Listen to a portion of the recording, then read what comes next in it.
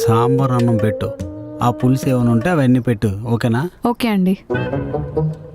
ఏమండి, ఇంట్లో టమాటాలు అయిపోయాయి, వెళ్ళి ఒక 2 కేజీలు టమాటాలు తీసుకుందాం పదండి. ఏయ్, మొన్న శాలరీ అందగానే పప్పులు ఉప్పులు కూరగాయలు అని చెప్పి 3000 ఇచ్చాను, మళ్ళీ టమాటా ఉల్లిపాయలు అంటావేంటి? మీరిచ్చిన 3000కి ఉప్పులు పప్పులే వచ్చాయి, కూరగాయలు రాలేదు. 3000కి ఉప్పులు పప్పులే వచ్చాయా? మనం తినడానికి కేజీ లెక్క కొంటున్నావా లేకపోతే అమ్మడానికి బస్తా లెక్క కొంటున్నావా? కేజీలాగే కొన్నానండి, 2000 అయ్యాయి. మా తమ్ముడు వాళ్ళ ఫ్రెండ్స్తో ట్రిప్కి వెళ్తాను, ఖర్చులకి డబ్బులు ఇవ్వు అంటే మిగిలిన 1000 రూపాయలు ఇచ్చాను. అది మిగిలిన డబ్బులు కాదే, కూరగాయలకి ఇచ్చిన డబ్బులు.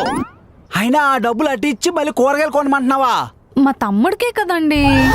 మీ తాత సంపాదించిన డబ్బులు ఏమైనా తీసుకుని వచ్చావా? కూరగాయలకి ఇచ్చిన డబ్బులు ఎక్కడ తీసుకొచ్చి ఇచ్చావు? అయినా నీ ప్రతిసారి ఏం కావాలని నేను తీసుకురాక నీకు డబ్బులు తీసుకురామన్నా కదా, నాది తప్పు. ఇక నుంచి నీకు ఏం కావాలన్నా చింతపండు నుంచి చీమల గుంట వరకు నాకే చెప్పు, నేనే తీసుకొస్తా.